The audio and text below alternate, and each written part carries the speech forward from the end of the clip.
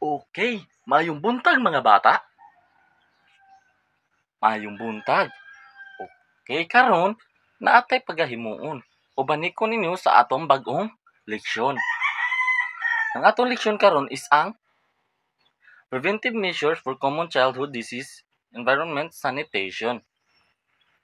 So usa ta padungana, pwede ba mo para sa atong pag-ampo? In the name of the Father, and the Son, and the Holy Spirit. Amen. Our Father in heaven, hallowed be your name. Your kingdom come, your will be done, on earth as it is in heaven.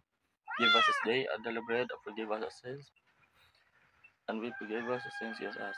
In the Father, and the Son, and the Holy Spirit. Amen. So mayong buntag mga bata. Who's absent for today, class? Okay. No one is absent for today.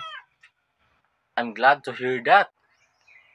So before you sit down, I want you to pick up some pieces of paper under your chairs. Done, class? Okay, done. Now, before we formally start, so what is our topic yesterday?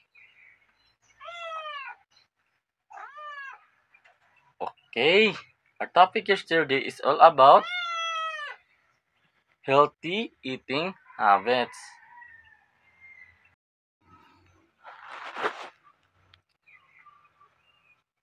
Okay, now let's move to our activity. Before that, ganahan ba mo manganta? Okay. You want to sing, class? So now let's sing. Do you familiar with the Twinkle Twinkle Little Star? Okay. That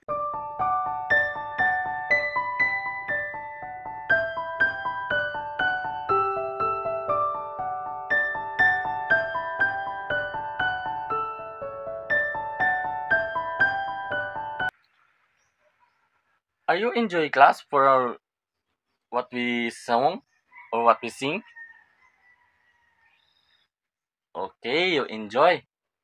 Now we're done with our. Because you enjoy, I have here an activity. So you guess the picture if it is or what it is doing or what they do. Okay? Okay. So the first picture,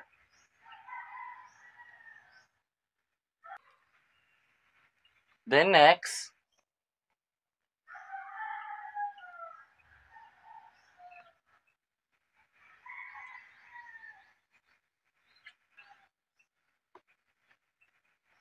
then next,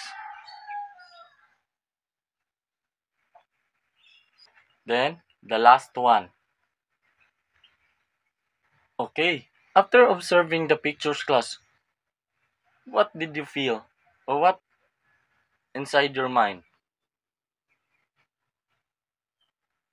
Okay, it's all about proper hygiene or environmental sanitation. Then, why do we need to take care of our environment? Okay, to make it healthy, our Mother Earth. So, why do you think our topic for today?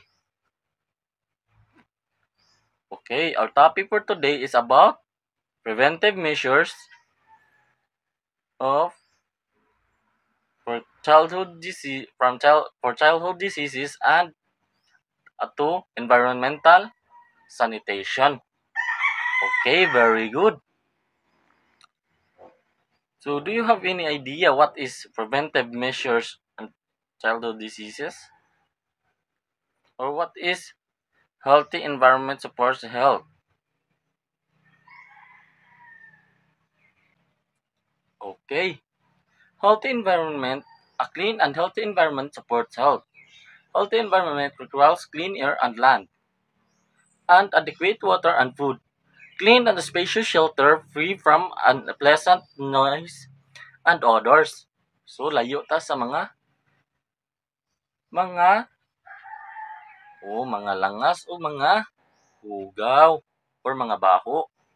Adequate recreation and neighborhood facilities and convenient service in an environment that provides safety, comfort, and privacy. So, if not a healthy environment, is makaprovide siya safety and comfort and our privacy.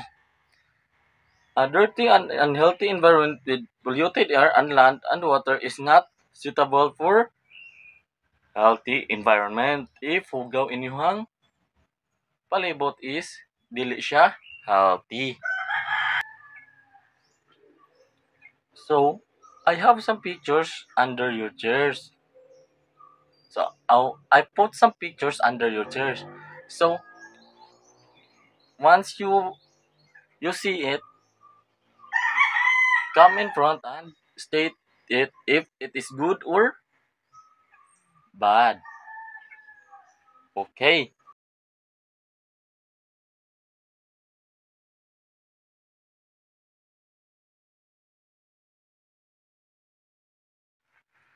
And now we're done with our activity. So I have an a assessment here. So you need to answer this if you had learned or naba mo'y nakatunan sa ako ang discuss. Okay. So now you will start to answer and read the directions carefully. Done, class? Okay. Done. So pass it in the front and I will check it if you got